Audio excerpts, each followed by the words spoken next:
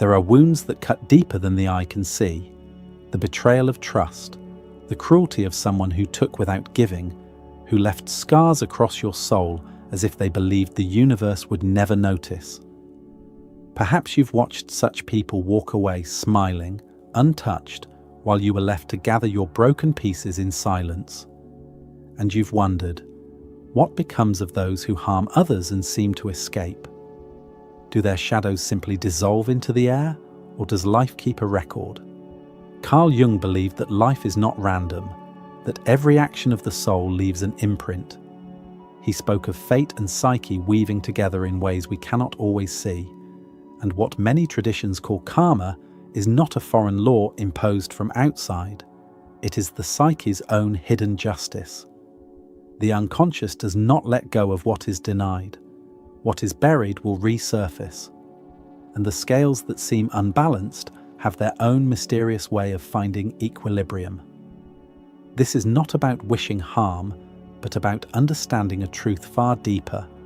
The universe has its own way of correcting the story, of returning what has been sown. Karma, when viewed through a Jungian lens, is not merely a punishment or cosmic revenge. It is the inevitable return of the unintegrated shadow, the consequences of unconscious actions echoing back into the life of the one who cast them. When someone wrongs you, they are often projecting parts of themselves they cannot face: jealousy, fear, hunger for power, or unresolved wounds. They cast these shadows outward, wounding those around them. But what is denied within cannot vanish. It circles back, shaping events, attracting trials, and demanding integration. Jung understood that every act against another is also an act against the soul of the one who commits it. Sooner or later, what was avoided must be confronted. This is the quiet working of karma, not as moral judgment, but as psychic inevitability. In this video, we will uncover 4 archetypal signs that karma is unfolding for someone who has wronged you, not so you may rejoice in their suffering, but so you may understand the hidden laws of psyche and the universe at work.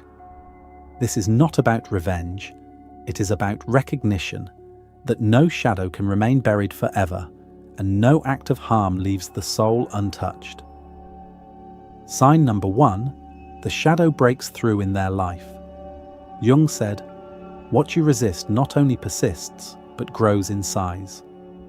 When someone wrongs another, they often try to bury the weight of guilt, to suppress the quiet voice that whispers of the damage they caused. They may laugh it off, rationalize their behavior, or convince themselves that time will erase what was done. Yet the unconscious refuses to remain silent.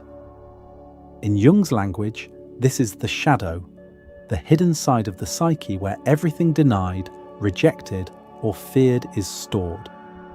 And karma often begins here, long before the outer world catches up. For the wrongdoer, the shadow does not sit idly. It leaks through the cracks of the persona, the social mask they present to the world. Outwardly, they may appear confident, untouchable, or even thriving. But beneath the surface, inner storms begin to stir. They may experience strange paranoia, as if someone is always watching them. They may feel an unexplainable fear of being exposed, their secrets dragged into light. Their dreams betray them, dreams of being chased, of masks being ripped away, of standing naked before a crowd.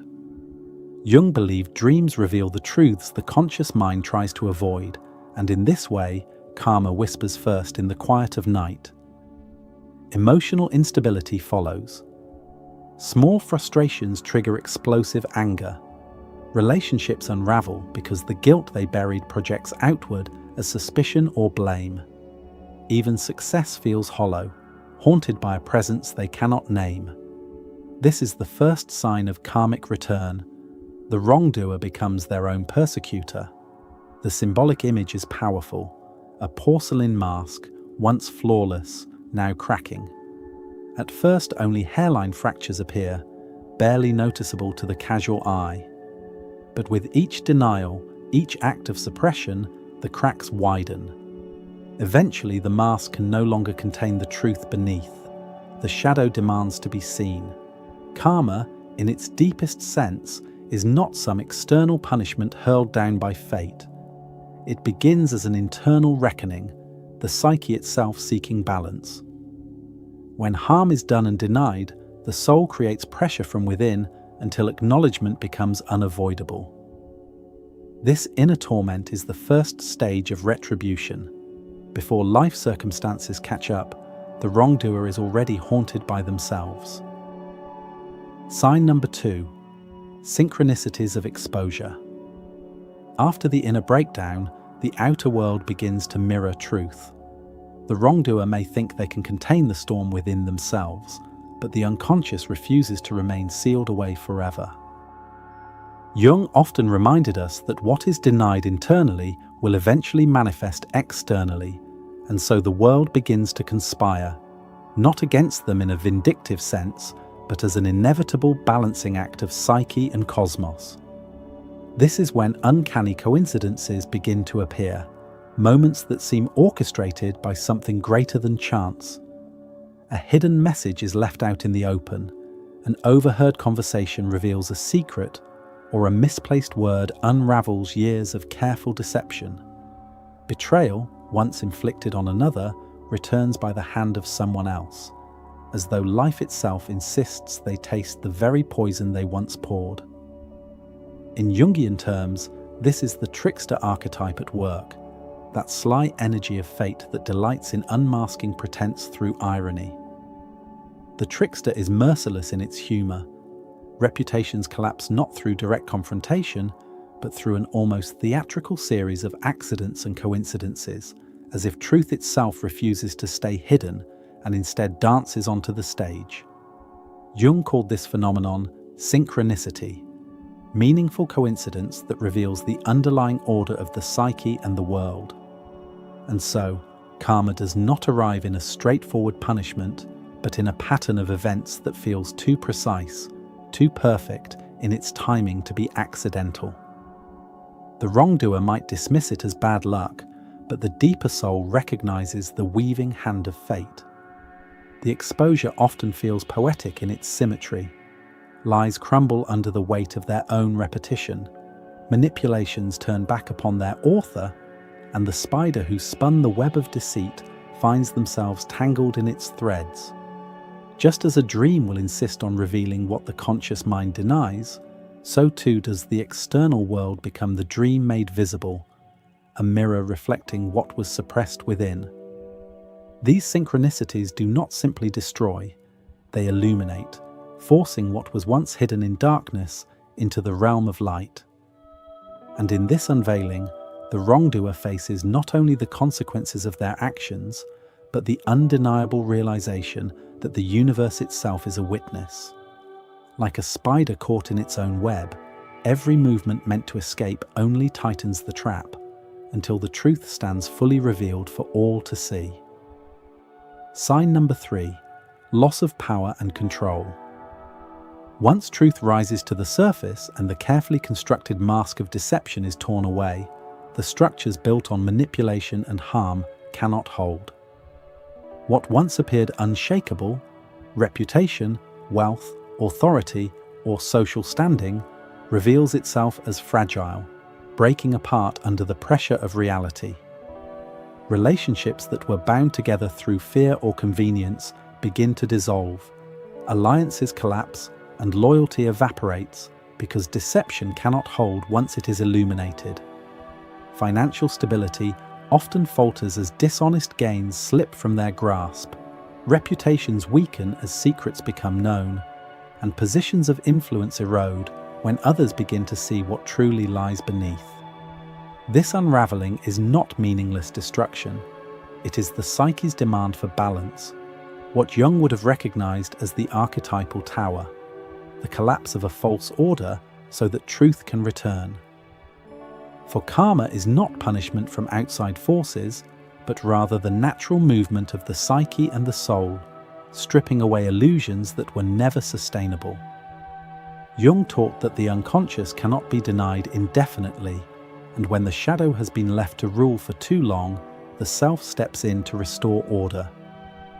Those who once thrived on domination, who relied on manipulation as their foundation, find their grip loosening despite their desperate attempts to hold on.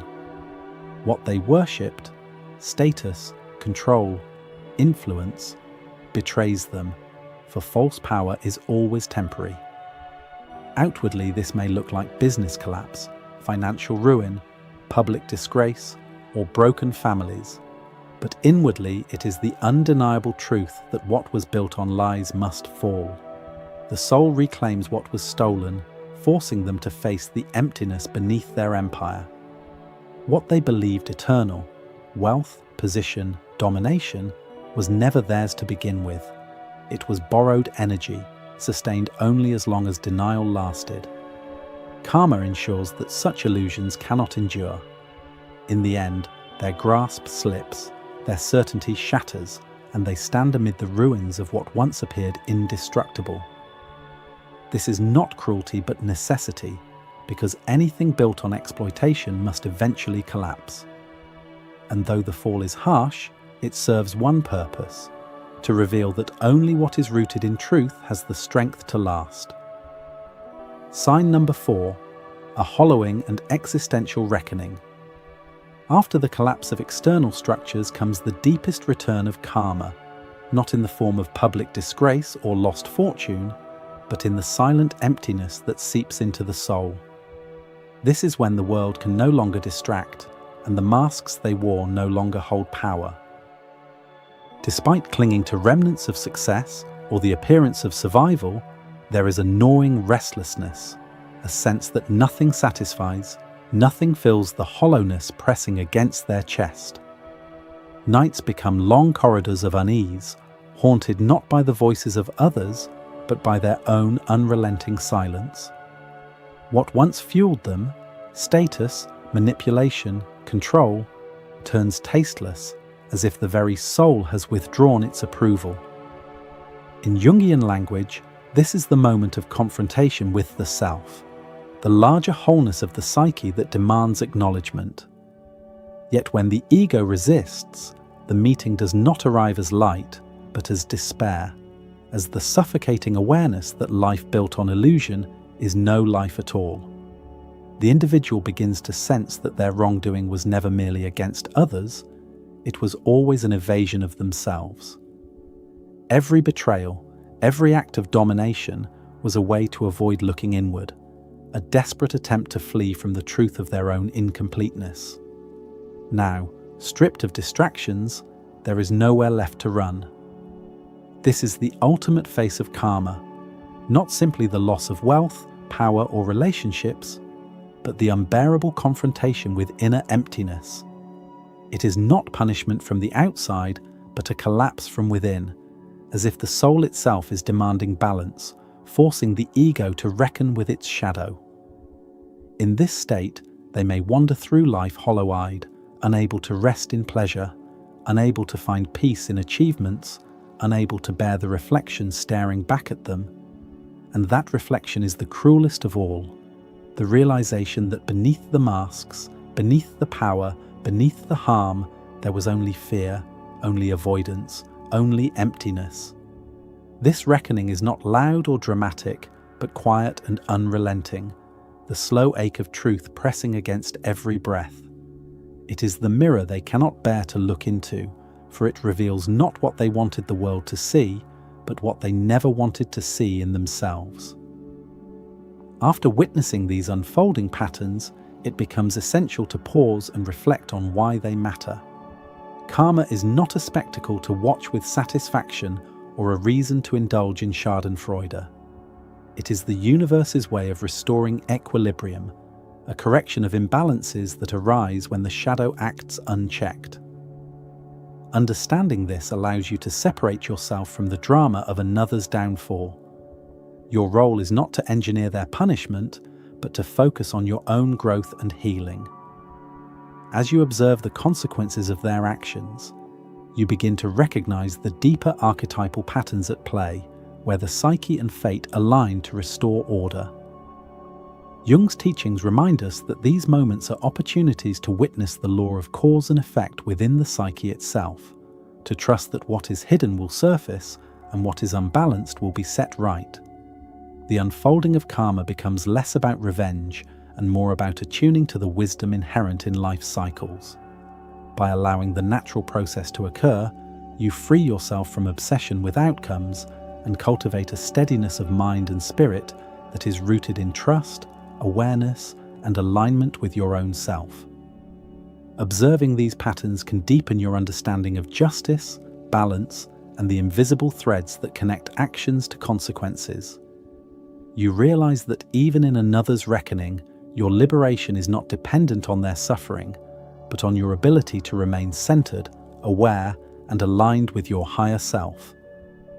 Those who have wronged you cannot escape the consequences of their own shadow, and yet your healing does not rely on their punishment.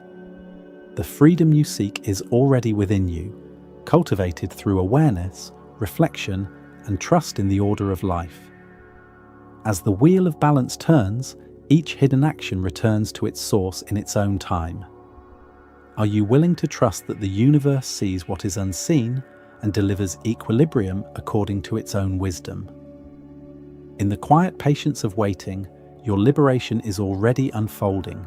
This is Echoes of Psyche, where we explore the hidden laws of the soul, the patterns that shape our lives, and the profound wisdom that emerges when we attune to the deeper rhythms of existence.